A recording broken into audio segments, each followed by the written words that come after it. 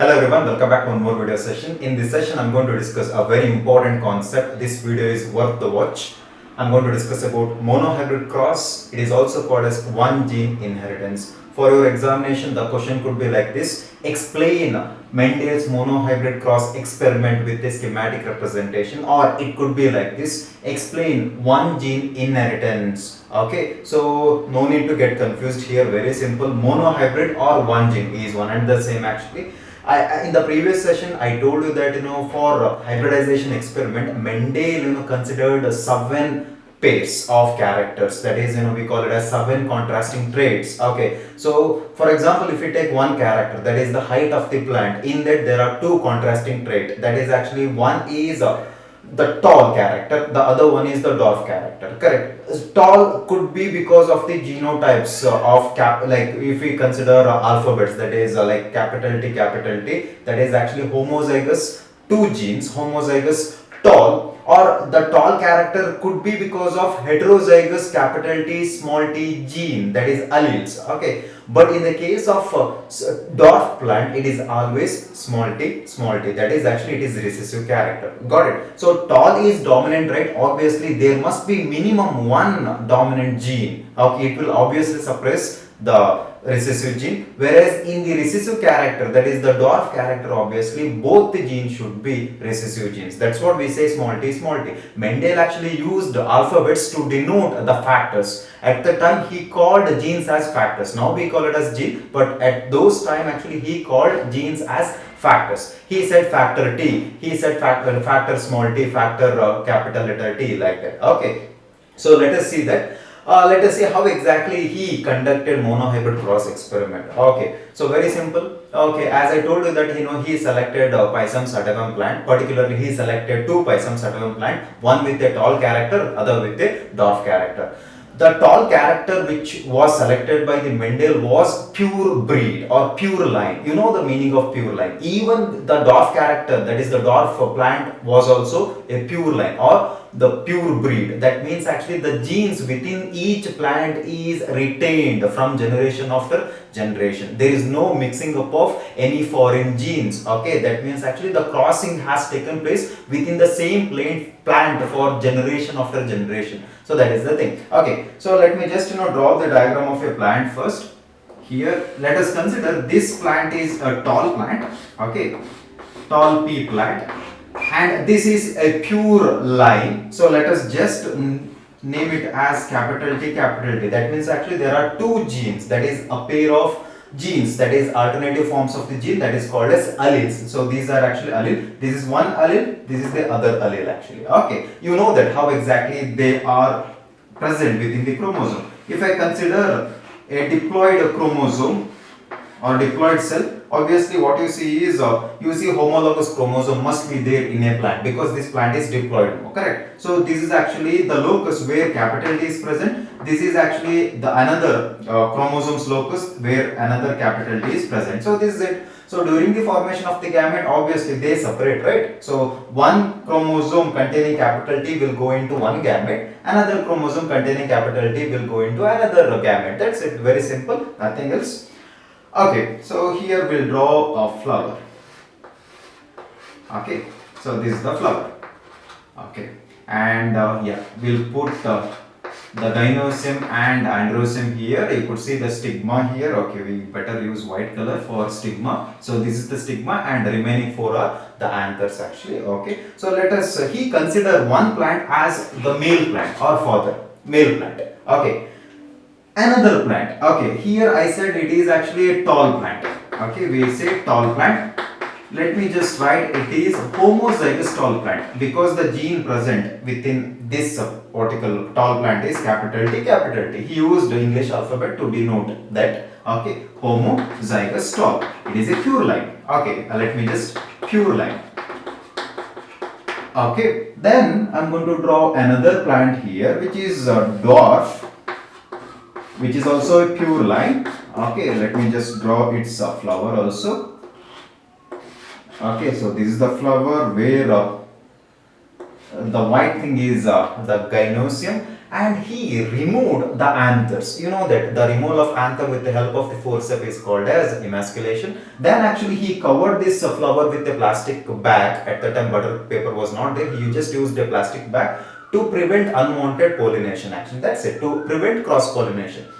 He wanted this particular stigma to receive the pollen grains of this male plant. That's it. Okay. So he covered it like that. Once actually the stigma became receptive, that means actually the flower is now reproductively mature. He just collected the pollen grains from this particular male plant, and he sprinkled it on the stigma of the female plant. That's it. Actually, this is actually the cross pollination, correct? Because he used two different plants. One is male plant, other one is female plant. Actually, remember it. This is called as the cross pollination. Okay, so that is the thing actually. Okay, so cross pollination. Let me just.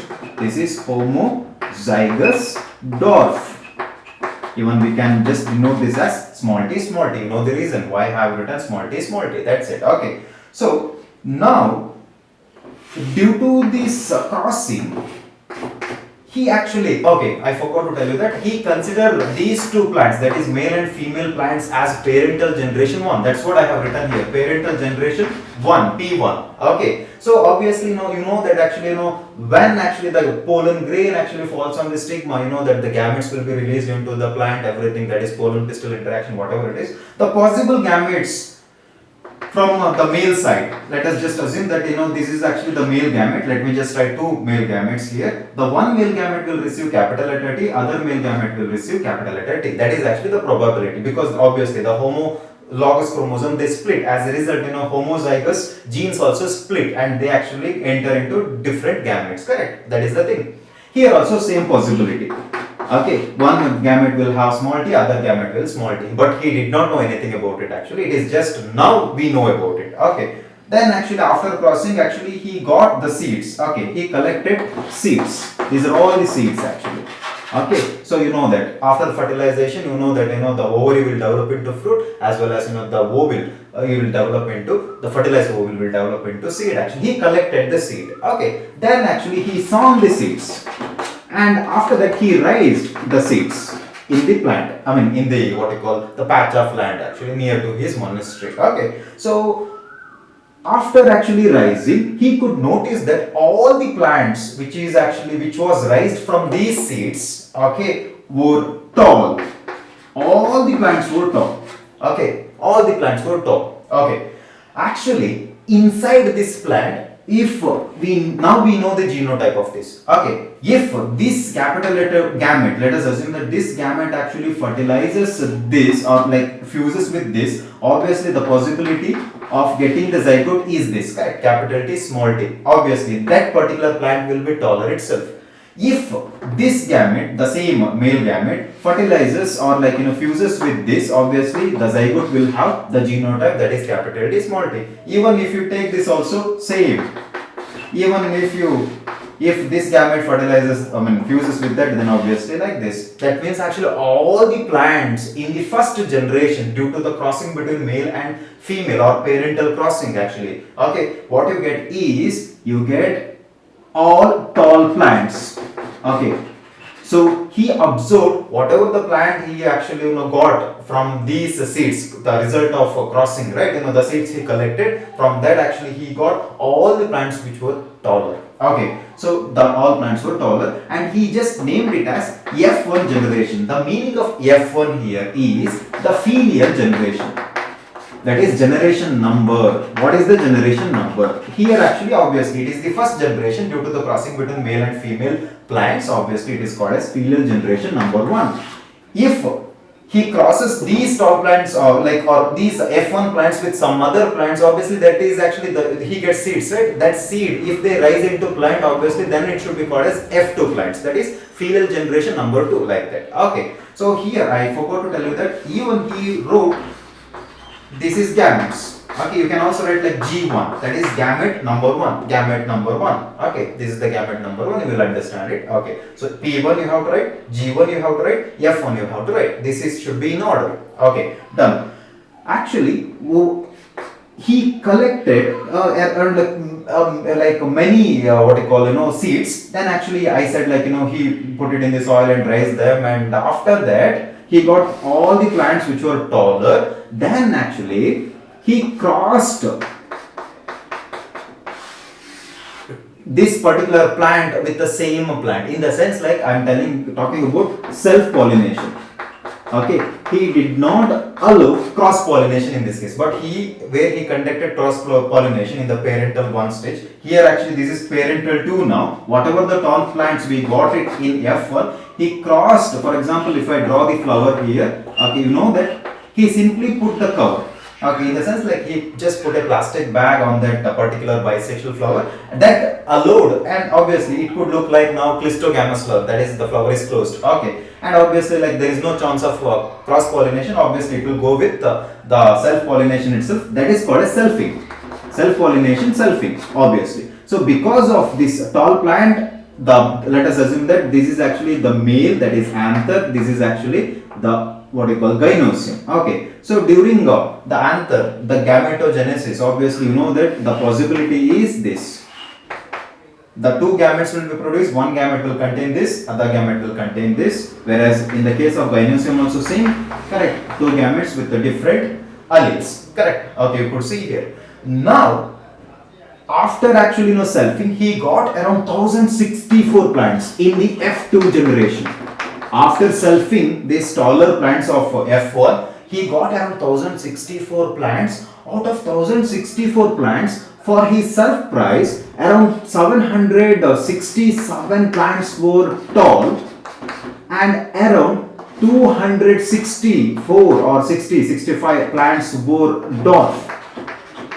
But according to him, he should not get dwarf plant, but he got dwarf plant because obviously he crossed, that is nothing but self-pollinated plants, that is self-pollinated that particular tall plants actually. So tall plants. Obviously he was expecting only tall plants in the F2 generation, but for his surprise he got 264 to 270 plants which were dwarf for. Okay, around 267 were taller. Okay, so then actually he took the ratio, that is the proportion, that is 3 plants for each 3 plants, that is 3 tall plants, 1 dwarf plant was there.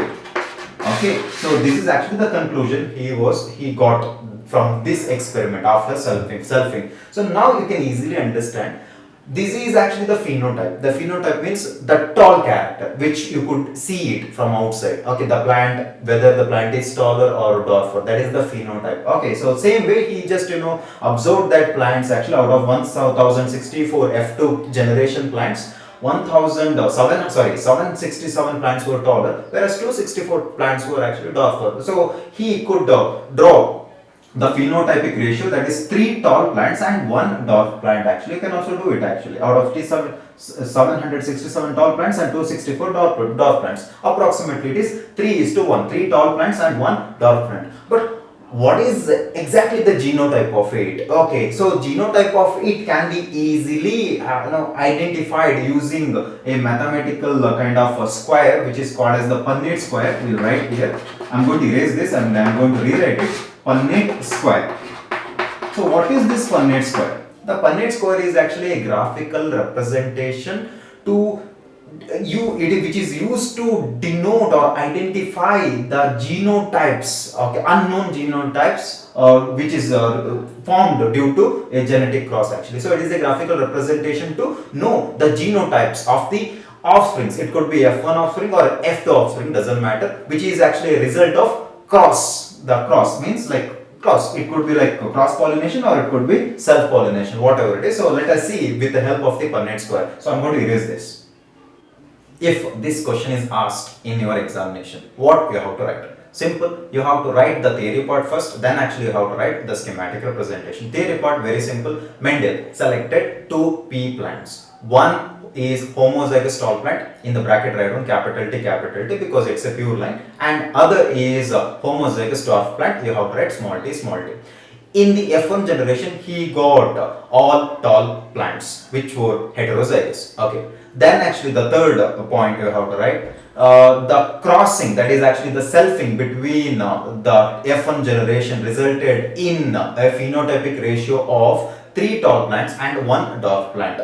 And the genotypic ratio is 1 capital T is to 2 capital T small t is to 1 small t small t. This is what actually you have to write. That is actually for the theory part. Okay. So where you have to mention phenotypic ratio and genotypic ratio, that is very important. For theory part you get 3 marks, whereas for schematic representation you get 2 marks. So now how to write the schematic representation of this monohybrid cross? It's very easy, but you should be very careful. First I am going to write here, I am going to write P1. So you know what is the meaning of P1, that is parental generation number 1. Here I am going to write capital T, capital T. So let us just consider this as homozygous. You have to write this homozygous tall plant in the bracket. Okay, capital T. You just have to put into mark, that is the crossing symbol. Okay, here we'll write small t, small t. Let us just name it. You have to write it here just above the small t, that is homozygous dwarf, because it is a pure line or pure breed. Okay, so here what I'm going to do is possibility, that is actually I'll just write G1, the G1 in the sense the gametes, the possible gametes. Okay, this is actually 2n condition, this is also 2n condition. Okay, just put one arrow mark here like this. Okay, the possible gametes I'm going to just write like this. Okay, T enclosed within a circle, that means this is one gamete. Another possibility is this T will go to another gamete, correct? Here also same thing, I'll write like this, small t in 2 different gametes.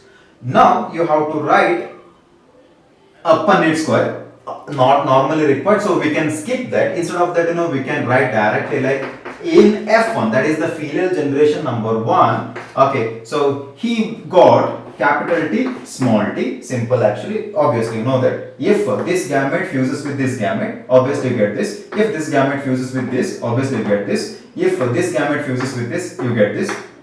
Correct, that's it. Okay, so simply you can write like this. Okay, so like this, just select any one gamete like this. Okay, then we'll just put like this. Here we write heterozygous tall plant. This is compulsory. Okay, please write heterozygous tall plant, because we know the genotype, but at the time that Mendel did not know the genotype, but we know it now, so we have to write heterozygous tall plant. Okay, then after that, here what we're going to do is we take this now. Here we write P2, that is actually the parental generation number 2. Okay, we have considered this. Okay, obviously it is going for self-pollination, nothing else. That means the genotype of the same plant is also this, correct? Capital T small t into capital T small t, that is P2. Then actually what we have to write is, here we write G2, that is the gamete 2, correct? Because we have already used G1, so we have to mention G2. Okay, here the possible gametes, capital T, small t. From here the possible gametes, capital T, small t. That's it. Now we have to use the Punnett square. Okay, so for that, here I don't have space here. You have to write like this. Okay, so I'm going to use this space. So very simple actually. For the monohybrid cross, you have to put 4 small boxes within this square. That's it. Okay, 4 squares. Okay, simple, very easy. Now let us consider this as the male gametes, this as the female gamete. Okay, let us write the male gametes outside this square, that is capital T, one gamete outside and this gamete here, just below this gamete. Okay, and then we are going to write this T, the female one here and this one here. Okay, so this is the Punnett square. Before you write the Punnett square, you have to mention what, because you are going to get the offspring here. You are going to write the genotypes of offspring here actually within the square, obviously. So that is the filial generation number 2. So before you write the Punnett square, please write F2. Okay, F2. You write like this. Then actually you cross. So you get, so I'm going to use white color itself because T into T you get homozygous tall plant. Okay, then again here we get heterozygous tall plant. Again, small t, capital T. First we write capital T because obviously whatever it is, if capital T is there, the plant will be always tall plant itself, because the T is, now this capital T gene is dominant. It will suppress small t. So I'm going to write like this. Okay. Then finally small t, small t. That's what I said, like, for his surprise, 3 plants were taller, whereas only 1 plant was dwarfer. Okay, but it should not happen. Actually, it happened. What was the reason behind it? Very simple, very simple. Because in the FM generation, he got heterozygous tall plants. That you could see the result here. Heterozygous tall plant into heterozygous tall plant. Obviously, majority will be tall plant itself, but one will be dwarf plant. That's what I said. Like out of 1064 plants, in that 750 or 70 plants were taller, whereas 250 to 270 plants were dwarfer. Actually, if you look into the phenotype, that is 3:1, 3 tall plants and 1 dwarf plant. Actually, okay, so that's it. But now we have used Punnett square, so now we can easily see what is the genotype of each offspring. So these are all white, colored alphabets are nothing but the offsprings, correct, of filial generation 2, correct. Okay, so here we have just write down homozygous tall. Here you write heterozygous tall. Here you write heterozygous tall. Here you write homozygous dwarf. Correct. Okay. So can you tell me the phenotypic ratio here? So you have to write here actually the phenotypic ratio. The phenotypic ratio, just very simple, 3:1. Just below that write down 3 tall is to 1 dwarf. You very important. You get this question for 1 mark, like what is the phenotypic ratio of monohybrid cross? 3:1. 3 tall plants and 1 dwarf plant actually. Okay. So here one. Now we can write the genotypic ratio also. What is the genotypic ratio? Simple. The genotypic ratio is nothing but, see, this is one set. This is different set. That means actually we have, I will write here. Okay, here we have one capital T plant is to, we have 2 heterozygous plant, that is capital T small t, and then finally is to 1 homozygous dwarf plant, correct. That's it. So what is the genotypic ratio of monohybrid cross? 1:2:1. So you have to remember to, for writing phenotypic and genotypic ratio itself, you get 2 marks. Don't miss this. Okay, very easy. Okay, 3:1, that is phenotypic, external appearance. That I don't know what is the genotype of this plant, but from external appearance, I can say that plant is taller, correct. But if you look into the genotype, the gene combination, that you could see 2 alleles here. One allele is dominant, other allele is recessive. Here also same. But in this case, both are dominant. Doesn't matter actually. If the dominant allele is present, obviously the plant will be always taller. But in this case, dwarf. If you see any dwarf pea plants, obviously that is recessive, that is homozygous, or 100%. But if you see any tall plant, you cannot say whether it is a homozygous tall or heterozygous tall, because we don't know the genotype, correct. But using Punnett square, you can easily get the conclusion, that is actually this conclusion, the genotypic ratio, that is 1:2:1. So that's all about it. Actually, it's very easy. If you convert it into percentage, how many offsprings we got in F2? We got 4 offsprings, correct. In F2 we got 4 offsprings. You may get a question like, what is the percentage of capital T small t, or getting capital T small t in monohybrid cross? Very simple. This one is actually 25%, correct. We have 25% capital T plants, and we have 50% capital T small t, and we have only 25% small t. So what is the answer now? 50%. Very simple. This is the basics. Learn it. Okay, very easy actually. So, or maybe like, what is the percentage of getting homozygous dwarf plants in one gene inheritance? 25%. That's it. Or you can also write like this also. So 1/4 tt is to 1/2 capital T small t, correct. 50%, right? Okay, then 1/4 small t. That's it. Simple. Okay, no need to write all these things. It is only for your understanding. Hope you understood. Okay, so that there is nothing actually, but this is very important. You have to write all these things.